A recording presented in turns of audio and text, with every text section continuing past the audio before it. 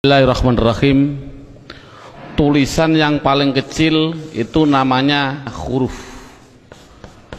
Jadi huruf contohnya yaitu A, B, C, D dan seterusnya. Itu dalam bahasa Indonesia namanya huruf. Dalam bahasa Arab itu namanya huruf. Jadi contohnya huruf yaitu alif, ba, ta dan seterusnya. Itulah namanya huruf.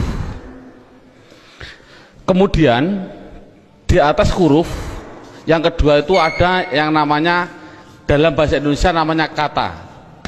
Jadi kata itu apa? Kata susunan dari beberapa huruf yang mempunyai arti. Contoh, ada huruf S, A, Y, A, saya jadikan satu, itulah namanya kata. Ada M, ada A, ada K, ada A, ada N, saya jadikan satu, namanya kata.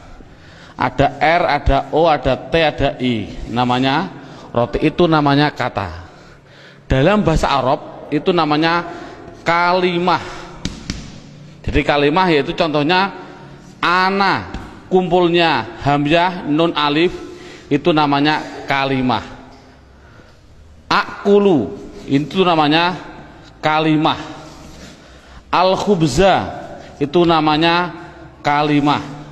Jadi persatu-satuannya itu namanya kalimah. Di atas kata dalam bahasa Indonesia itu ada yang namanya kalimat. Jadi kalimat itu apa? Susunan dari huruf ini dijadikan satu. Saya makan roti dijadikan satu, itu namanya kalimah. Kalimat. Dalam bahasa Arab itu ada yang mengatakan kalam, ada yang mengatakan kalim, ada yang mengatakan kaul, terserah. Metode ini adalah yang penting adalah menganalisa, mendeteksi tulisan Arab yang namanya kalimah. Itu pendahuluan. Sekarang dalam buku ini, metode ini ada beberapa bentuk. Yang pertama menggunakan yang namanya buku panduan, dan yang kedua harus menggunakan silabus, yaitu urut-urutan metode belajar mengajarnya seperti ini. Sekarang setelah anak sudah mengetahui bentuk tulisan, sekarang naik yang poin yang inti, yaitu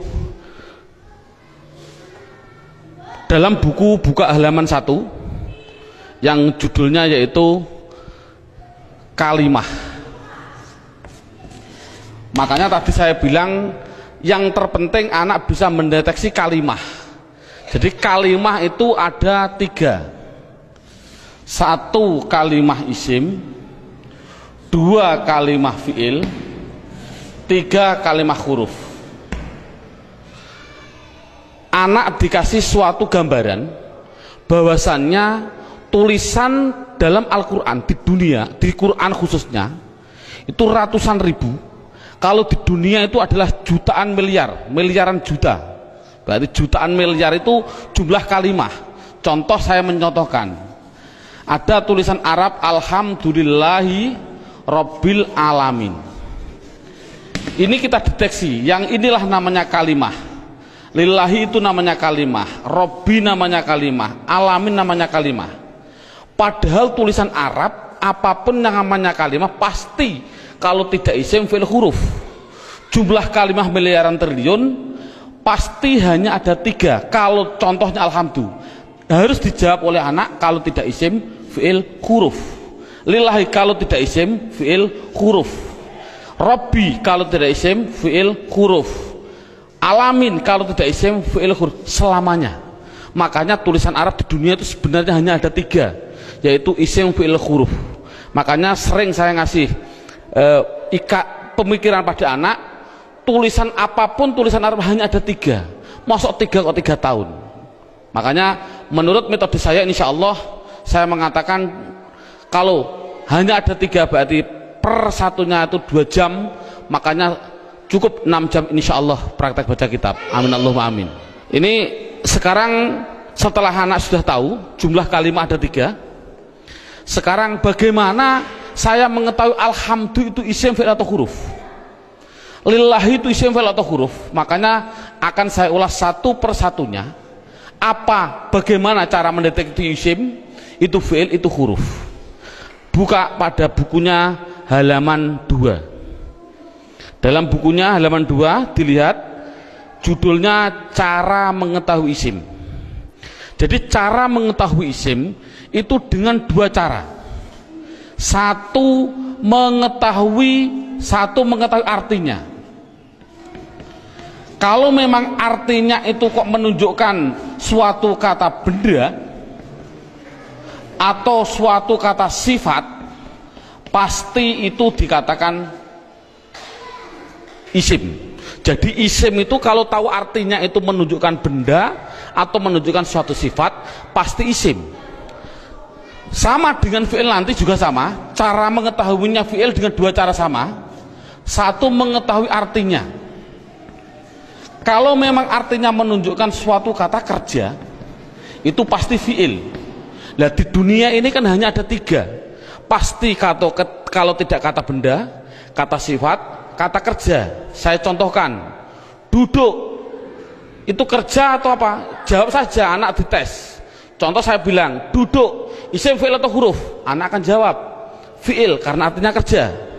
Saya contohkan lagi, ada tulisan Arab, mim, sin, jim, dal. Ini tulisan Arab. Kalau tulisan Arab harus dijawab, lafal mim, sin, jim, dal ini isim, fi'il atau huruf? Anak pasti akan menjawab isim. Tahu kok isim? Karena artinya menunjukkan suatu benda. Ini berarti kan sudah bisa anak. Saya contohkan lagi. Saya bilang ada tulisan Arab, coba anak-anak lafal Arab ini jawab dengan 3 kategori, isim, fi'il atau huruf. Ini saya contohkan, mim, dal, ro, sin, ta. Artinya madrasah.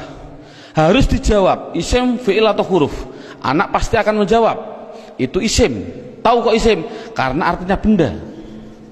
Oh 100. Jadi kalau ada apapun artinya benda atau sifat, contohnya Allahu Akbar, saya menerjemah Akbar itu artinya agung atau mulia. Ini agung itu kan suatu sifat, otomatis Akbar ini harus dijawab. Akbar itu isim, fi'il atau huruf? Anak akan jawab Akbar pasti isim. Tahu kok isim? Karena artinya itu suatu sifat. Jadi kesimpulannya adalah anak bisa mendeteksi, pertama mendeteksi isim, fi'il, huruf dari artinya. Kalau memang artinya benda atau sifat berarti isim, kalau artinya kerja berarti kalimah fi'il. Pertanyaan selanjutnya, Pak, tulisan Arab katanya miliaran triliun, di Al-Quran ada 700-an ribu. Bagaimana saya mengetahui itu isim, itu fi'il, itu huruf, padahal saya tidak tahu artinya? Oh, kalau tidak tahu artinya, lihat buku panduannya, yaitu lihat halaman 3. Dalam buku halaman 3 judulnya adalah mengetahui tanda-tanda kalimah isim. 1, kalau tidak tahu artinya, 1 harus mengetahui tanda-tandanya. Tanda-tandanya isim. Yang dimaksud tanda-tandanya adalah tanda-tandanya isim. Apa tanda-tandanya isim? Buku halaman 3, 1 yaitu dimasuki tanwin. Tanwin itu berarti baik tanwin dhammah, tanwin fathah, tanwin kasroh. Saya contohkan, hasibun, isim, fi'il atau huruf? Isim. Tahu kok isim? Karena ada tanwin. Untuk anak kecil mungkin kelas 5 diniyah, tanwin itu pasti di belakang. Tulis saja, disuruh di belakang. Bukunya tambah situ silahkan. Yang penting tanwin pasti di belakang. Baik tanwin dhammah, tanwin kasroh, tanwin fathah. Saya contohkan, hasibun. Ini tulisan Arab, harus dijawab isim, fi'il atau huruf? Artinya apa? Saya nggak tahu. Kalau tidak tahu ini harus dijawab isim. Mengapa ke isim? Karena ada tanwinnya. Saya menulis lagi, sohi bin, isim, fi'il atau huruf? Isim. Tahu kok isim? Karena ada tanwinnya. Berarti anak sudah bisa mendeteksi, yaitu tanda-tanda yang pertama kalimah isim, yaitu dimasuki tanwin. Sekarang yang nomor 2, Tanda-tanda isim yang nomor 2 itu kalau ada tulisan Arab depannya dikasih al, makanya dalam bukunya hanya dimasuki al, garis miring di depan. Jadi kalau ada tulisan Arab depannya ada alif dan lam, pasti itu isim. Contoh, alhamdu, harus dijawab isim fi'il atau huruf, jawabnya adalah isim. Tahu kok isim? Karena dimasuki al. Ar-Rahim, isim fi'il atau huruf, isim. Tahu kok isim? Karena ada al. Dan seterusnya. Sekarang yang ketiga, tanda-tanda isim yang ketiga yaitu dimasuki yang namanya huruf jar. Huruf jar itu apa sih?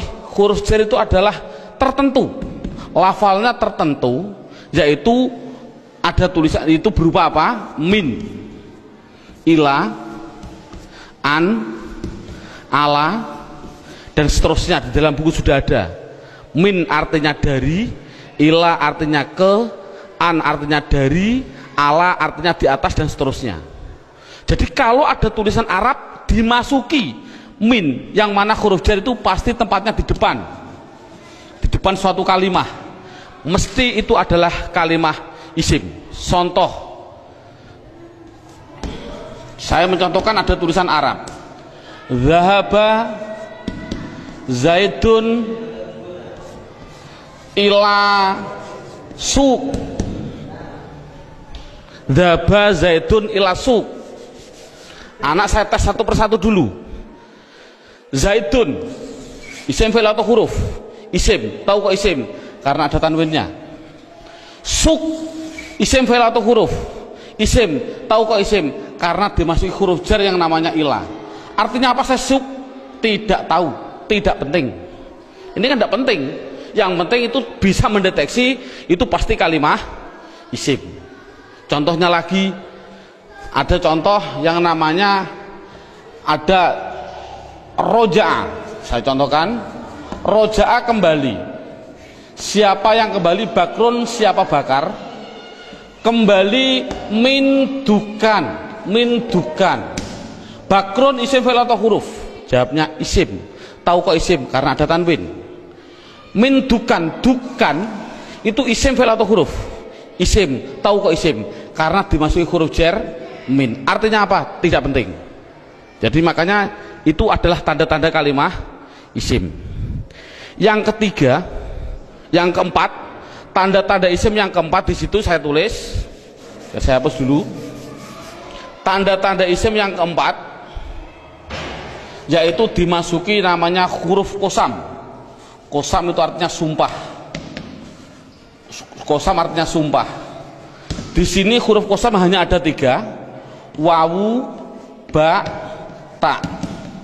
Untuk anak pemula jangan dicontohkan selain lafal Allah, jangan. Untuk pemula jangan. Contoh, wal asri. Asri ini adalah isim. Tahu kok isim? Karena ada wawu kosam. Tidak perlu sebenarnya. Yang penting itu adalah wawu kosam nanti. Contohkan saja wallahi. Berarti Allah itu isim karena apa? Dimasuki wawu ini. Itu aja masih bingung untuk anak didik. Jadi kesimpulannya kosam tidak begitu penting. Yang penting yang terakhir ini. Tanda-tanda isim yang terakhir, yang kelima, yaitu dimasuki yang namanya mamimu. Contohkan, nih contoh mamimu di sini dalam buku panduan. Di situ lihat halaman 65. Halaman 65 dalam bukunya dibuka. Contohnya halaman 65 yaitu fa'ala yaf'ulu fa'lan wa maf'alan fahuwa fa'ilun wa dzaka maf'ulun. Saya ambil yang penting-penting saja. Uf'ul la taf'ul, maf'alun, maf'alun 2 kali ini, maf'alun, maf'alun, mif'alun. Cara menerangkan pada anak bahwasannya fa'ala yaf'ulu fa'lan ini adalah dalam bahasa pramuka namanya kata sandi. Kalau dalam bahasa komputer namanya keyword atau password. Atau password, katakan saja password. Passwordnya itu apa? Itu namanya fa'ala. Karena apa? Fa'ala itu adalah hitungan hanya ada 3. 1, 2, 3. Artinya tulisan Arab di dunia, saya tadi bilang miliaran triliun itu pasti dari 3 kata dasar. Saya bilang contoh, memukul, doroba, ini namanya 1, 2, 3. Duduk, jalasa, 1, 2, 3. Menolong, nasoro, 1, 2, 3. Inilah jadi tulisan Arab itu pasti 3. Contoh fa'ala, berarti saya contohkan di atas. Makanya anak, kalau insya Allah kalau anak desa biasanya sudah bisa. Ini namanya fa fi'il, ini namanya fi'il. Sebagai kata sandi namanya fi'il. Namanya fa fi'il, ain fi'il, lam fi'il. Jadi dot itu bertepatan dengan fa, namanya fa fi'il. Ro bertepatan dengan ain, namanya ain fi'il. Ba bertepatan dengan lam, namanya lam fi'il. Jadi pasti tulisan Arab miliaran triliun itu pasti dari 3 kata dasar. Itu pasti. Jadi kalau dilihat nanti dalam tulisan Arab, yang dimaksud mamimu adalah ada tulisan Arab, depannya ada mim, baik dibaca mi kasroh mi, atau dibaca mim dibaca fathah ma, atau ada tulisan Arab dibaca mu, muslim. Kalau ada tulisan Arab depannya kok dikasih mim dan jumlahnya pasti 4, berarti kan 3 yang asli, mim lam sin asli, mim tambahan, lam fa, lam ain fa asli, mim tambahan. Jadi kalau ada tulisan Arab depannya ada mim, baik dibaca ma atau mi atau mu, pasti itu kalimat isim. Contoh, muslim, isim fi'il atau huruf? Jawabnya adalah isim. Tahu kok isim? Karena dimasuki mu. Saya menulis masjid, isim fi'il atau huruf? Isim. Tahu kok isim? Karena dimasuki ma. Dan seterusnya. Saya bilang madrasah, isim fi'il atau huruf? Isim. Tahu kok isim? Karena dimasuki ma. Jadi tulisan Arab kalau ada mim dibaca baik fathah, kasroh, dumah, itu pasti kalimah isim. Sekarang saya tambah sedikit suatu pengenalan. Kalau ada tulisan Arab,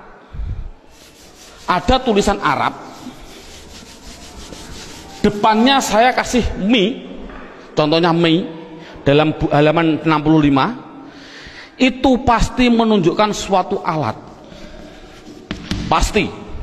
Contoh saya contohkan, rowaha sama dengan fa'ala. Rowaha artinya angin. Coba kalau kasih mi bunyinya apa? Samakan dengan ini, berarti mati hidup, hidup. Rowaha kasih mi bunyinya mirwahun. Jadi mirwahun artinya adalah, karena ada mi artinya adalah alat angin. Apa alat angin? Kipas angin. Jadi kipas angin itu bahasa Arabnya adalah mirwah. Saya menuliskan lagi, kalau ada tulisan Arab di belakangnya ada tak seperti ini, tak, pasti itu hanya tambahan, tidak akan asli, pasti tambahan. Contoh, satoro. Satoro saya nulis artinya pinggir.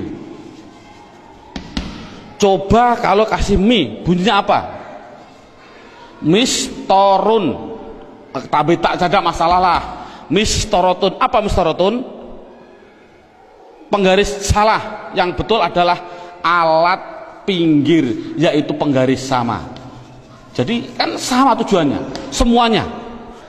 Kalau ada tulisan Arab depannya dikasih ma, ada arti 2, yaitu mengartikan 2, namanya menunjukkan suatu tempat atau suatu waktu, menunjukkan waktu.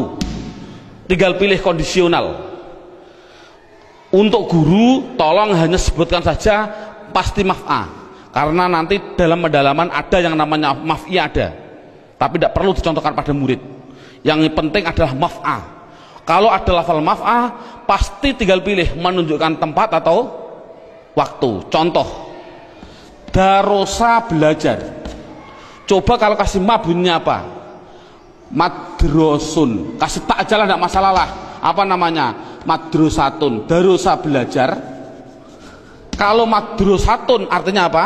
Sekolahan, jangan sekolahan. Artinya itu tempat belajar, yaitu sekolahan, sama. Semuanya seperti itu semua. Kataba menulis. Coba kalau kasih ma bunyinya apa? Maktabun. Apa maktabun? Maktabun artinya tempat menulis. Apa? Meja tulis. Jadi meja tulis bahasa Arabnya maktab dan lain sebagainya. Ada yang mengatakan tempat nulis itu adalah kantor, boleh. Jadi maktabun kantor, boleh. Karena memang kantor itu untuk tempat menulis juga. Dan seterusnya. Setelah itu yang penting anak bisa mendeteksi kalimat isim. Ini alhamdulillah cukup sampai ini. Minimal anak bisa mendeteksi media harokat pasti isim. Karena apa? Kita semua bisa melihat yang namanya isim di media harokat itu pasti ada tanda-tandanya itu semua, kecuali satu yang namanya mudhof. Ini murid tidak perlu diterangkan. Ini khusus spesial guru, karena semua media harokat bisa dideteksi itu isim. Saya bisa mendeteksi kecuali satu, apa yang namanya mudhof. Berarti mudhof. Apa mudhof itu? Nanti tidak perlu kita terangkan pada anak. Ini yang pertama. Sekarang alhamdulillah beberapa menit sudah bisa anak bisa mendeteksi tulisan Arab yang namanya isim. Sekarang kita mendeteksi yang kedua yang namanya kalimah fi'il. Kita mendeteksi yang kedua namanya kalimah fi'il. Tadi saya bilang kalimah ada 3 isim fi'il huruf. Isim mengetahui artinya, kalau benda sifat menunjukkan benda atau sifat berarti isim. Kalau tidak tahu artinya, mengetahui tanda-tandanya. Sama dengan fi'il. Kalau mengetahui artinya, itu artinya menunjukkan suatu kerja, berarti kalimah fi'il. Tadi sudah saya terangkan. Kalau tidak tahu semuanya Pak, oh sama dengan isim, yaitu mengetahui tanda-tandanya. Lihat buku panduannya, yaitu halaman 10. Buku panduan halaman 10.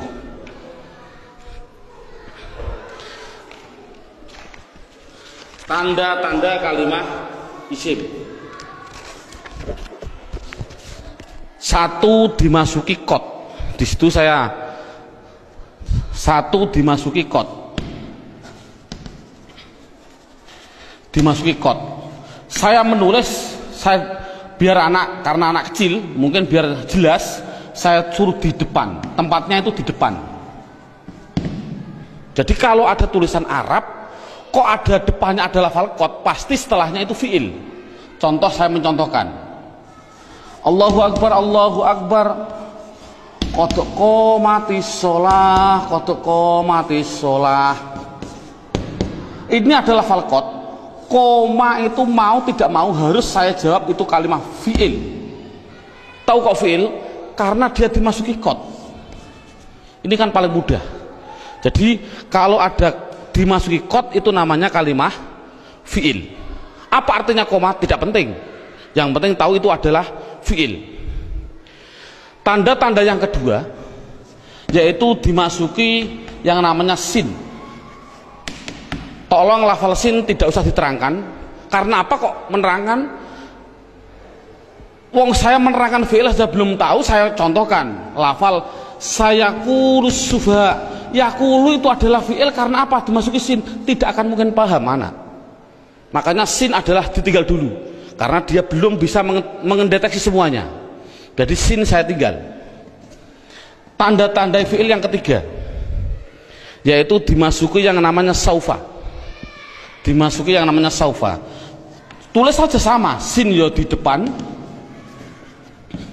saufa ya di depan sama. Contoh yang biasa yang sering didengarkan oleh anak, contoh saya bilang kala saufata lamun, tak lamun itu pasti saya mengatakan fi'il. Karena apa? Karena dimasuki saufa. Artinya apa? Tidak penting. Karena sudah tahu itu artinya saufa. Saufa itu masuk pada kalimat tadi mesti kalimat fi'il. Ini paling mudah. Yang terakhir tanda-tanda fiil yaitu dimasuki yang namanya taknis. Saya suruh menambahi pada anak. Taknis itu saya bilang, saya tulis di belakang, tempatnya itu di belakang, dan berupa tak seperti ini yang mati. Orang Jawa bilang tak perahu lah. Jadi tak perahu. Nek ono tak perahu seperti itu pasti itu namanya kalimah fiil. Contohnya ini. Qad qomat as-shalah, aslinya itu adalah koma, itu fiil dengan dua tanda-tanda. Satu dimasuki qad, dua dimasuki ini tak, ini di belakang masuk pada kalimat ini. Jadi ada dua tanda-tanda. Coba sholat, isim fi'il atau huruf? Isim. Tahu kok isim? Karena ada al. Oh mudah. Namun sekali lagi ini mulai metode saya adalah nanti menggunakan yang namanya metode hantu. Ini contohnya. Al ini adalah alif dan lam. Yang namanya alif itu pasti mati. Yang namanya alif pasti mati. Ada mati ketemu mati, itu namanya hantu. Saya tulis mati ketemu mati namanya apa? Hantu. Orang Arab tidak senang hantu. Akhirnya biar ini hidup, akhirnya dikasih biar berdoa. Bunyi apa? Qad qomatis shalah. Bukan qad qomat shalah lagi, tapi qad qomatis shalah. Saya contohkan lagi. Lafal min ketemu masjid. Bunyinya apa? Min al masjid tidak boleh karena ini ada alif mati ketemu mati namanya hantu, tidak boleh, harus dihidupkan biar berdoa, bunyinya minal masjidi. Contoh lagi, an ketemu madrasah, bunyinya apa? Anil. Kok bisa anil? Oh karena ada mati ketemu mati namanya hantu. Ini sekali lagi orang Arab itu tidak senang atas hantu. Kesimpulannya adalah berapa menit mulai pertama dan sekarang ini anak sudah bisa mendeteksi media harokat yang namanya isim dan fiil. Alhamdulillah dengan beberapa menit anak sudah bisa mendeteksi namanya media harokat isim atau fiil. Karena apa? Huruf itu hanya huruf jar. Katakan saja huruf jar. Ada huruf li taukid dan sebagainya, itu tidak penting. Berarti kalau huruf jar itu tertentu tadi hanya min ila ada berapa 9. Selain itu tulisan Arab pasti hanya isim dan fiil. Anak sudah bisa mendeteksi kecuali tadi mudhof. Alhamdulillah. Sekarang kita naik poin yang keempat. Poin yang keempat yaitu lihat buku halaman pertama. Dalam halaman pertama terlihat kalimah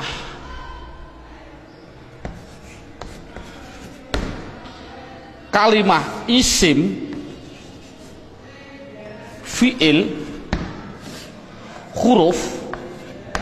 Ini ada gambar kalimah pasti butuh kepada yang namanya ini garis horizontal namanya perlu.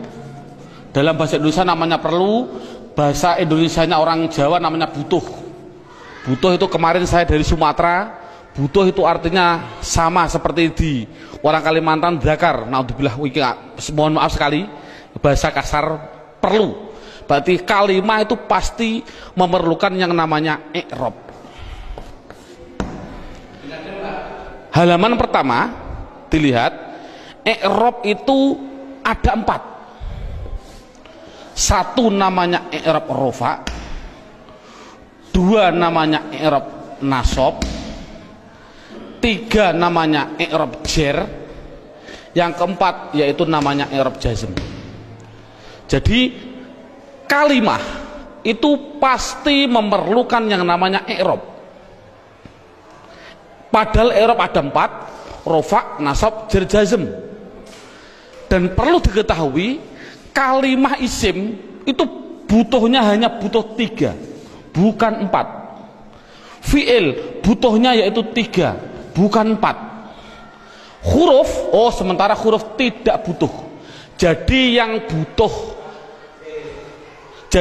butuh i'rab itu yaitu khusus yang namanya kalimah isim dan kalimah fi'il.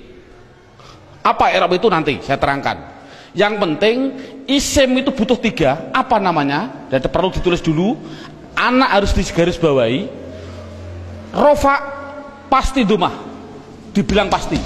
Karena pengalaman saya pada waktu kecil, Pak Guru menerangkan rofa yaitu domah, wawu, alif, nun. Itu saya juga bingung. Makanya saya melihat dalam jurumiyah ada namanya alamat asli, menunjukkan bahwasanya anak, saya punya insting, oh berarti mengapa musonef kok mengatakan asli domah, inilah mungkin metode saya harus mengikuti seperti ini. Jadi setiap anak pastikan yang namanya rofa pasti domah, yang namanya nasab pasti fathah, yang namanya jer pasti kasroh, yang namanya jazm pasti sukun. Dipastikan dulu. Jadi kalau sekarang kita lanjutkan, yang butuh i'rab itu adalah isim butuh 3. Apa-apa? Isim butuhnya yaitu rofa, nasab, jer. Ini kebutuhan isim. Jadi isim butuhnya hanya 3, rofa, domah, nasab, fathah, jer, kasroh. Tidak butuh kepada jazm, tidak butuh. Ini penting. Adapun yang fi'il butuh 3. Fi'il butuh 3. Apa-apa? Rofa, nasab, dan jazm. Tidak butuh kepada yang namanya jer. Ini anak harus tidak perlulah kita terlalu ngasih pertanyaan terbulak-balik. Contoh, isim i'rab apa yang khusus masuk pada fi'il, i'rab apa yang tidak boleh masuk pada fi'il. Tidak perlulah. Yang penting minimal pertama kali tolong ditekankan isim. Fi'il aja tidak penting, nanti dulu. Yang penting kalau bilang isim pasti punya namanya rofa domah, nasab fathah, jer kasroh. Itu isim dulu, matangkan isim. Fi'il tidak perlu ditanya dulu. Jadi sekarang pertanyaannya, apa sih yang dinamakan rofa domah? Rofa itu adalah i'rab. I'rab itu apa? I'rab adalah perubahan pada akhir kalimat atau kata, akhir kata atau kalimah dalam bahasa Arabnya tadi. Jadi kalau ada tulisan Arab, perubahan belakang itulah namanya i'rab. Contoh saya bilang, ada tulisan Arab min sim jim dal, belakangnya itu, kalau ini kan kata benda, ini kan orang tahu kata benda, kalau benda berarti kalimah isim. Kalau isim harus dijawab, pasti butuh perubahan belakang. Kalau dia rofa ya pasti dun. Apa rofa itu nanti? Pasti dun. Kalau dia nasab berarti pasti dan. Kalau dia jer berarti din. Makanya saya tadi bilang, yang namanya i'rab, khususnya ini, i'rab itu sama dengan nahwu. Contohnya lafal ini, don dan din, inilah belakang, ini namanya nahwu. Adapun depan ada tulisan mim sim jim dal, bacanya apa? Masjid. Mengapa kok dibaca masjid? Mbok dibaca misjid saja. Inilah perubahan depan, itu namanya sorof. Jadi nahwu sama sorof itu harus gandeng. Mengapa terjadi sekarang ini guru nahwu, guru sorof sudah berlainan, itu sudah jauh, akan bertemu juga sulit. Karena satu kalimat membutuhkan 2 hal, yang namanya nahwu dan sorof. Jadi perubahan depan itu namanya sorof, perubahan belakang adalah nahwu. Jadi kesimpulannya lagi, ada kesimpulan ini, tolong nanti anak-anak harus dipahami. Yang namanya isim, yang namanya, saya ini kesimpulan, isim pasti butuh 2 hal belakangnya. Kalau ada al, kalau tidak ada al ya ditanwin. Itu prinsip. Jadi kalau ada tulisan Arab kok dia menunjukkan suatu isim, itu harus kasih tanwin kalau tidak ada alnya. Kalau ada alnya jangan ditanwin. Contoh, masjid ini kan tidak ada alnya, makanya saya balang dun dan din. Coba kalau saya kasih al, almas, Al masjid, coba rofaknya bunyinya bagaimana? Al masjidu, jangan ditanwin karena ada al. Nasabnya bunyinya bagaimana? Al masjidah. Jernya bunyinya bagaimana? Al masjidi. Ini contoh. Dalam buku panduan saya, anak harus dites dengan contoh dua, yaitu dengan lafal basmalah dan takbir. Saya contohkan. Kita kasih contoh yang biasa dibaca oleh anak.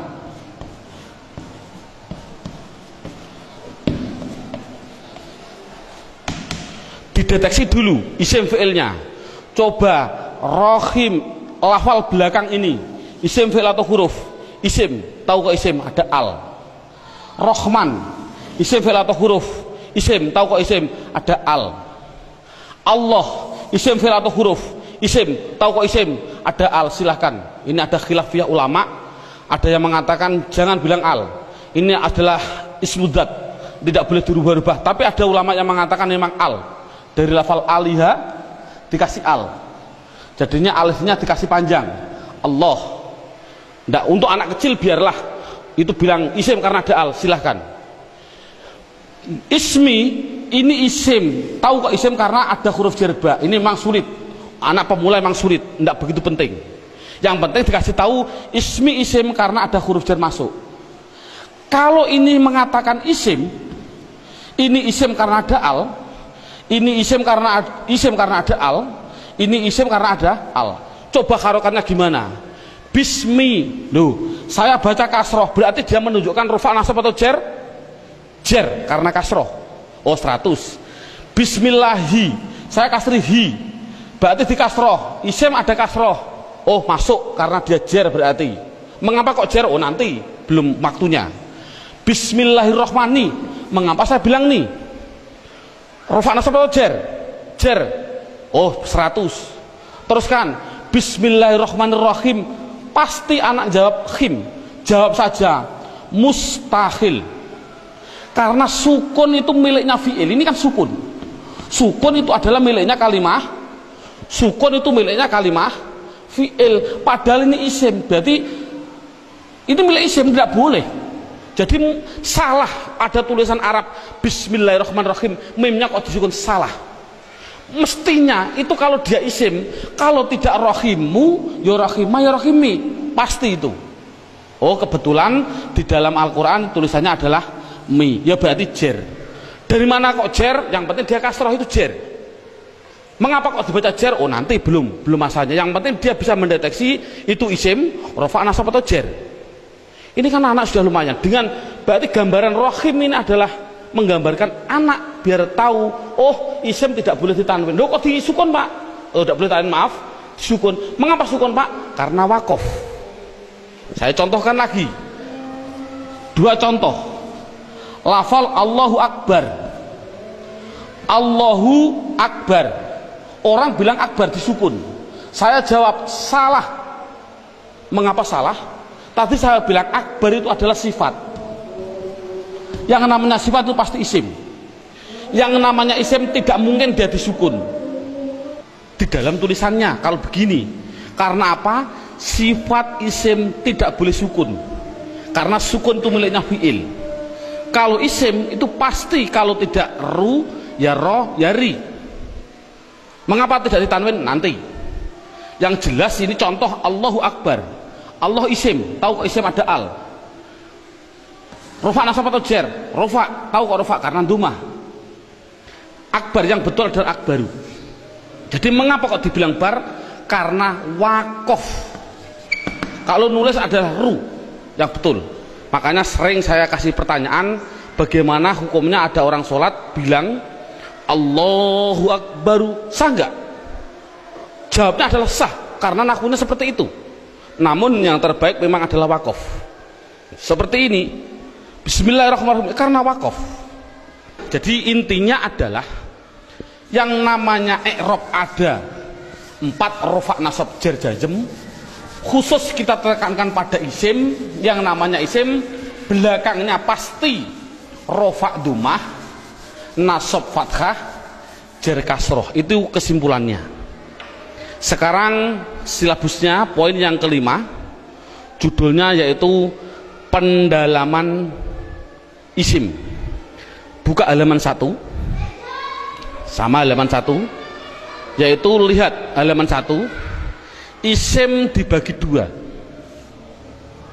Ada yang namanya isim mabni, ada yang namanya isim mu'rab. Sekali lagi, isim mabni dan isim mu'rab dibagi dulu. Apa yang namanya isim mabni? Dalam buku halaman 2 ada. Mabni itu adalah, mabni itu apa? Mabni adalah harokat belakang, harokat belakang itu tetap. Saya tulis tetap. Itulah namanya mabni. Jadi mabni itu apa? Mabni harokat belakang tetap. Mu'rab itu apa? Mu'rab yaitu harokat belakang berubah-ubah. Harokat belakang berubah-ubah. Jadi itu kesimpulannya. Jadi isim harus dibagi 2, isim mabni dan isim mu'rab. Isim mabni belakangnya tetap, isim mu'rab belakangnya berubah-ubah. Isim mabni sekarang diperinci satu persatu. Dalam silabus ada isim mabni, yaitu satu namanya isim domir. Saya tulis satu namanya isim domir. Tolong dalam hal ini anak tidak usah diperdalami. Yang namanya pada waktu pengalaman saya dulu kecil, Pak Guru bilang domir itu ada 2, seperti contoh seperti ini. Domir ada 2, domir baris dan domir mustatir. Baris muttasil ada 2, baris munfasil ada 2, muttasil ada 4, dan domir mustatir ada yang jawas dan ada yang wujub. Ini enggak, dulu saya suruh menghafalkan ini domir saja, itu mungkin 1 bulan. Nah, menurut saya kita ambil yang pokok dulu. Dengan metode ini adalah metode saya bilang domir yang berupa domir baris munfasil rufa, yaitu pendalamannya dalam buku. Lihat halaman buku yaitu dilihat halaman 4. Halaman 4 dilihat judulnya isim domir. Di situ saya tulis yaitu lafal huwa, huma, hum, iya, huma, hunna, anta, antuma, antum, anti, antuma, antunna. Yang terakhir ana, nahnu. Jadi jumlahnya 14. 1, 2, 3, 6, 9, 12, 14, 13, 14. Jadi jumlahnya saya bilang isim domir adalah jumlahnya 14. Contohnya huwa, hum. Yang namanya domir itu adalah kata ganti. Dalam buku huwa itu kata ganti dari siapa? Kata ganti dari dia. Dia siapa? Dia laki-laki 1. Ini yang namanya goib. Jadi kesimpulannya huma kata ganti dari siapa? Dia laki-laki 2 yang goib. Hum kata ganti dari apa? Mereka atau mereka. Siapa mereka? Laki-laki 3 ke atas yang goib. Jadi kesimpulannya ini adalah namanya laki-laki. Ini berarti 1, 2, 3 ke atas ini perempuan. Tapi ini adalah semuanya adalah goib. Sekali lagi ini adalah goib. Berarti dia perempuan 1 goibah atau goib. Goibah. Huma 2 perempuan goibah. Huna 3 ke atas perempuan goibah. Jadi inti kesimpulannya adalah 3 ini laki-laki, tiga ini perempuan yang semuanya adalah katakan goib. Anta, kata ganti siapa? Dari kamu. Kamu siapa? Kamu laki-laki satu yang hadir. Saya simpulkan, intinya ini adalah laki-laki yang anti antuma antuna, saya simpulkan perempuan, namun dua-duanya ini namanya hadir. Namanya hadir. Ana artinya saya, nahnu artinya kita. Penjelasannya, mengapa domir dikatakan mabni? Ini anak dijelaskan dengan dua pendekatan. Contoh lafal huwa. Huwa itu kata ganti siapa? Dari dia. Dia satu, orang laki-laki satu, orang Inggris. Kata gantinya juga dia, tetap inilah akhirnya wa. Selamanya akhirnya dibaca wa. Makanya dikatakan mabni adalah belakangnya tetap, yaitu tetap dibaca fathah. Dia orang Amerika, ya sama tetap wa. Orang Indonesia, ya tetap wa. Jangan mentang-mentang orang Indonesianya orang pendek-pendek terus dibilang wi. Kalau orang Arab orangnya tinggi-tinggi wu, enggak boleh. Kesimpulannya adalah selamanya pasti akhirnya tetap berupa yang namanya wa. Itu pendekatan secara logika. Pendekatan secara nahwiyah walaupun salah, karena walaupun salah, contoh huwa dia dibaca rofa ya tetap huwa. Dia karena isim kan dibaca nasab ya tetap huwa, dibaca jar ya tetap huwa. Sekali lagi untuk seorang guru, cara menerangkan seperti ini walaupun salah, kan tidak mungkin huwa itu adalah dhamir rofa, kok bisa nasab. Itu contoh seorang guru, ini penting untuk seorang guru. Ini permasalahannya, pengalaman saya keliling, pertanyaan saya itu rata-rata di dalam hal ghaib dan hadir. Saya bilang, apa sih artinya ghaib dan apa sih artinya hadir? Rata-rata orang mikir ghaib adalah tidak ada orangnya, hadir adalah ada orangnya, padahal salah. Pengertian ghaib adalah tidak diajak bicara walaupun ada di sampingnya. Samping saya ada namanya Zaid. Ada orang tanya, Pak Zaid mau ke Semarang kok, bilang pada saya, padahal di samping saya ada Zaid. Ini namanya hadir atau ghaib? Ghaib, karena orangnya bicara sama saya, bukan pada Zaid. Jadi kata gantinya pada Zaid adalah wa. Ini menunjukkan artinya ghaib, yaitu jangan diartikan tidak ada orangnya, diartikan apa? Tidak diajak bicara. Kalau hadir ya berarti diajak bicara. Itu kesimpulannya adalah mabni harokat belakangnya tetap selamanya. Contoh mereka selamanya mesti hum, disukun selamanya.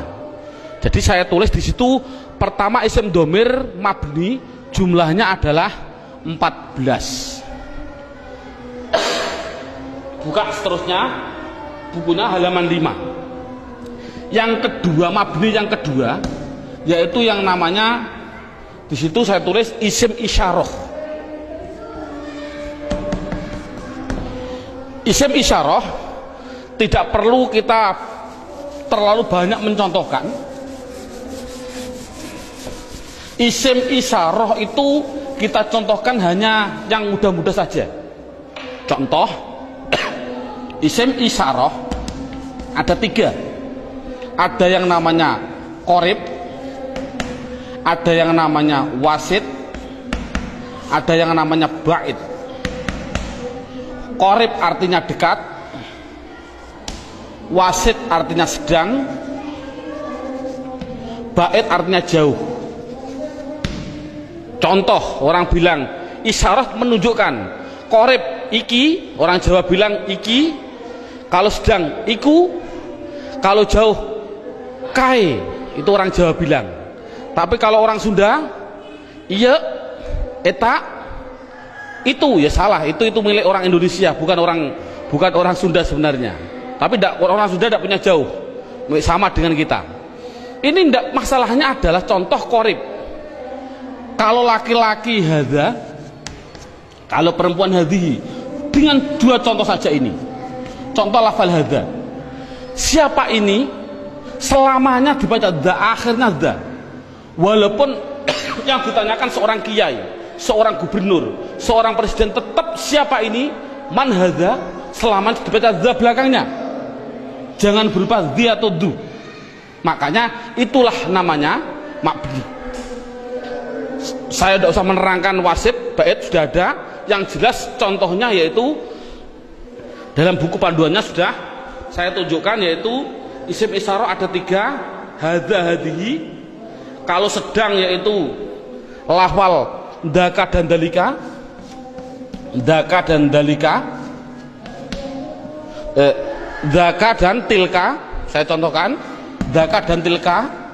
Kalau jauh saya contohkan hanya 2, dalika dan ulaika. Jadi jumlahnya yaitu ada berapa? Dalika, ulaika. Jumlahnya berapa? 1, 2, 3, 4, 5, 6. Saya katakan isim isyarah jumlahnya adalah hanya 6. Walaupun nanti pendalamannya banyak. Seorang guru tolong hanya seperti itu dulu. Terusnya mabni yang ketiga yaitu yang namanya isim mausul. Buka dalam bukunya halaman yang ke isim mausul, kata sambung. Datanglah Zaid, yang mana ja'a Zaidun alladzi. Ini isim mausul itu hanya tertentu, lafalnya tertentu.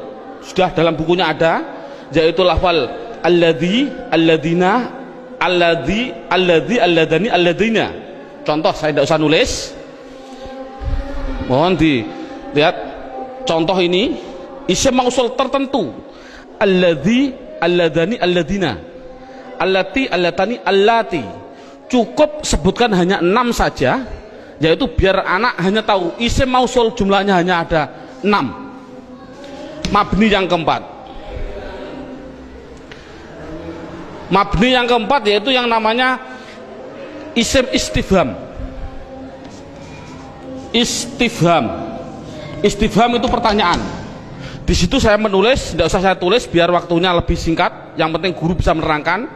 Yaitu di situ saya tulis hanya man, mundu, madza, mata, ayana, aina, kaifa, anna, kam, dan ayu. Jumlahnya saya tulis itu hanya 10. Jadi istifham hanya ada 10. Yang keempat, yang ke mabni yang kelima, yaitu namanya isim syarat. Syarat itu apabila, jikalau, andai kata, itu namanya syarat. Saya tulis dalam bukunya biar lebih singkat. Lafalnya tertentu. Man, ma, mahma, mata, ayana, aina, anna, haisuma, kaifama. Jumlahnya yaitu hanya ada 9. Yang terakhir yang nomor 6, yang namanya isim fi'il. Ini loh, namanya isim fi'il. Kadang-kadang orang bingung. Di situ ada isim fi'il madhi, isim fi'il mudhari, isim fi'il amar. Yang penting contohnya saya bilang isim fi'il amar, isim fi'il amar. Contohnya lafal amin, amina. Ini dikatakan dia bukan isim, bukan fi'il, dikatakan isim fi'il. Mengapa kok isim fi'il? Tidak usah kita, anak tidak usah dikasih jawaban, kasih alasan, tidak usah. Yang penting isim fi'il itu lafalnya tertentu. Lafalnya itu hanya ada 9. Begitu. Berarti anak yang penting tahu. Contohnya seperti ini. Isim fi'il amar yang pertama, ada yang namanya soh dan seterusnya. Isim fi'il madhi ada 2, isim fi'il mudhari ada 2. Cukup 9 saja. Inti kesimpulannya, isim mabni itu jumlahnya adalah 14, 6, 6, 10, 9, 9. Jumlahnya adalah 54. Padahal tadi saya bilang tulisan Arab yang namanya isim, di dunia jumlahnya kalimat isim adalah 1 miliar triliun. Itu jumlahnya tulisan Arab di dunia itu 1 miliar triliun. Kalau isim jumlahnya miliaran triliun dibagi dua, mabni dan mu'rob. Yang namanya mabni yaitu 54, selainnya pasti mu'rob. Kesimpulannya, isim mu'rob adalah yang tidak berupa mabni. Saya mohon maaf untuk seorang ustadz, seorang guru. Dulu pada waktu saya masih kelas 1 sanawiyah, sudah diajarkan oleh alfiyah, padahal saya belum memahami betul. Saya ditunjukkan contohnya huwa, isim domir. Isim domir huwa itu dikatakan mabni karena apa? Karena yang namanya mabni adalah serupa dengan huruf. Mu'rob tidak serupa dengan huruf. Jadi yang namanya mabni serupa dengan huruf. Serupa di dalam apanya? Ada sibe wat'i, sibe iftikori, sibe. Tidak perlulah kita sementara, nanti dulu. Yang penting anak bisa, yang namanya mabni pasti tertentu lafalnya, dan dia pasti serupa dengan huruf. Makanya tidak usah kita menjelaskan alasan-alasan dulu, biarlah nanti seorang ustadz kalau dia sudah belajar alfiyah. Ini metode awal. Jadi saya simulkan, kalau tulisan Arab yang namanya isim jumlahnya 1 miliar triliun, mabni 54, berapa jumlah mu'rob? Jumlah mu'rob ya miliaran triliun dikurangi 54. Kalau kita nulis persen, ya mungkin 0,000 nafas hampir habis baru 1%. Jadi anak mudah. Isim domir ada 14, isim isyarah ada 6. Contoh, alhamdu, isim fi'il atau huruf? Isim. Tahu kok isim? Ada al. Kalau tahu isim harus dijawab, dia masuk kategori mabni atau mu'rob, harus dijawab. Jawabnya apa?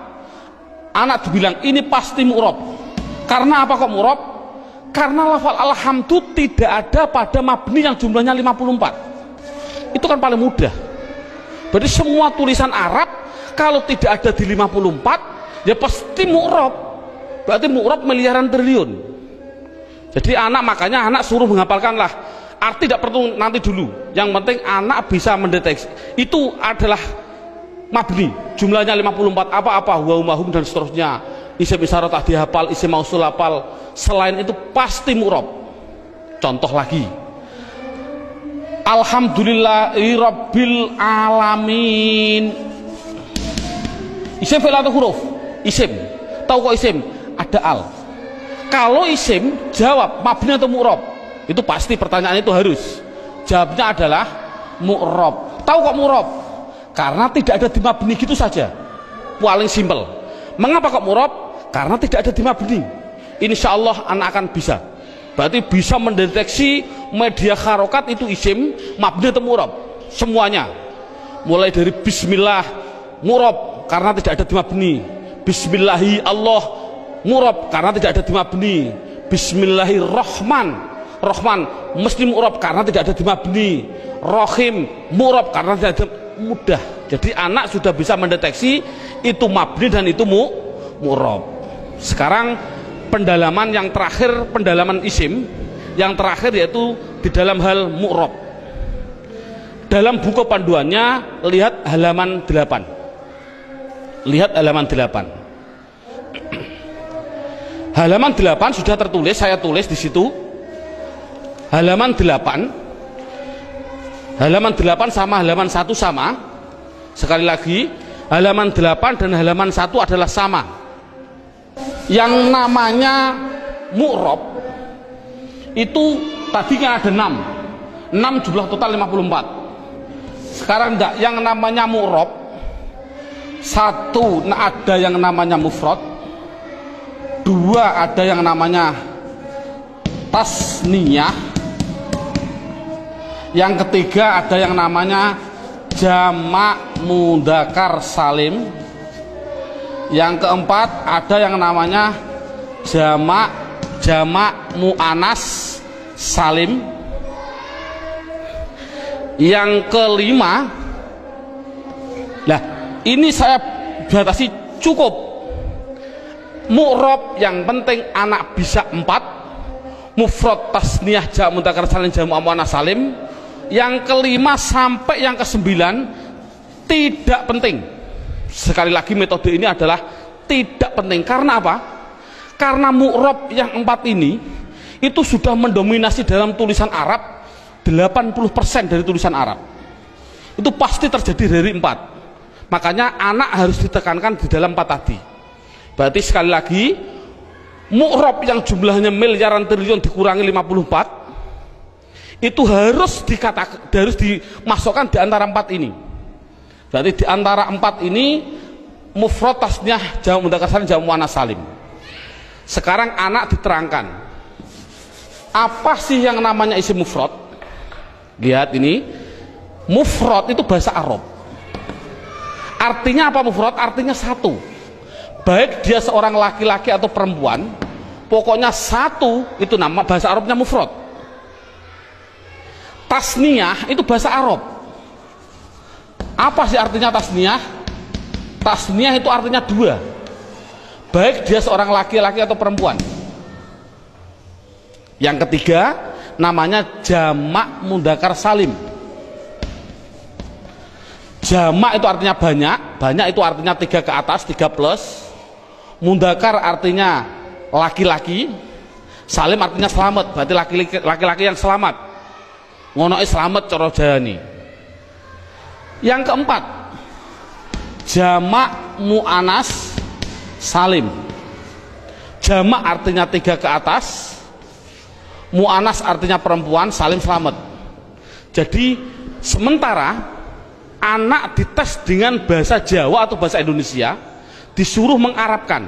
Contoh saya bilang, coba saya bilang 2 buku itu mufrad atau tasniyah atau jamak mudzakkar salim atau jamak muannats salim? Jawab tasniyah. Tahu kok tasniyah? Karena artinya 2. Saya bilang 5 bakar, mufrad, tasniyah atau jamak mudzakkar atau jamak muannats? Jawab jamak mudzakkar salim. Karena apa? Artinya 5 3 ke atas, zaid adalah, bakar adalah laki-laki. Jadi anak sudah bisa dites dengan bahasa Jawa, disuruh membahasa Arabkan. Contoh sekali lagi, 2 zaid tasniyah, 5 bakar jamak mudzakkar salim, 10 hindun, hindun itu perempuan, jamak muannats salim. Bakar 1 artinya mufrad, Zainab 1 artinya mufrad bahasa Arabnya. Nah, kalau ada tulisan Arab kok tidak berupa mabni yang jumlahnya 54, pasti harus dimasukkan mu'rab.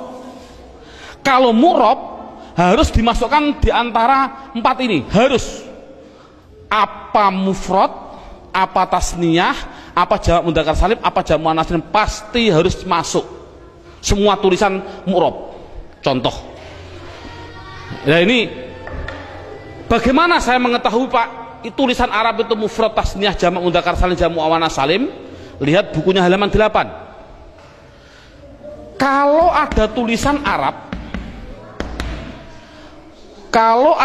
Arab, belakangnya kok ada alif nun atau ya nun, nunnya dibaca kasroh ni, sebelum ya dibaca fathah, sebelum alif dibaca fathah, bunyinya ani atau aini, mesti artinya 2. Kalau ada tulisan Arab belakangnya kok berupa wawun nun atau ya nun, nunnya tapi dibaca na, baca fathah na, sebelum ya dibaca kasroh, sebelum wawu dibaca dhammah. Kalau orang Jawa bilang una, ini berarti mati nih, atau ina tadi aini, mesti artinya 3 ke atas laki-laki. Kalau ada tulisan Arab belakangnya berupa alif dan ta, taknya tak perahu, sebelum alif dibaca fathah, taknya hanya 2, kalau tidak ton ya tin, itu pasti dikatakan jamak muannats salim. Kalau ada tulisan Arab belakangnya tidak ada tambahan ani, aini, una, ina, atun, atin, mesti itu isim mufrad. Jadi isim mufrad itu apa? Yaitu kalau tulisan Arab tidak ada belakangnya tidak ada tambahan. Saya contohkan, alhamdu, isim fi'il atau huruf? Isim. Tahu kok isim? Karena ada al. Pertanyaan selanjutnya, mabni atau mu'rab? mu'rob. Tahu kok mu'rob? Karena tidak ada di mabni. Kalau mu'rob harus dimasukkan di antara 4 ini, wajib 4 ini harus dimasukkan. Berupa apa? Mufrad. Tahu kok mufrad? Karena belakangnya tidak ada tanda-tandanya. Ani, aini. Ini kan dal. Dal ini kan tidak ada tambahannya.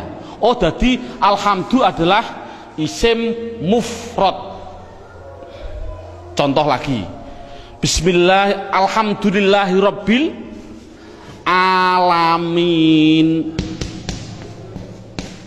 Alamin. Pertanyaan, isim fi'il atau huruf? Isim. Tahu kok isim? Ada al. Mabni atau mu'rob?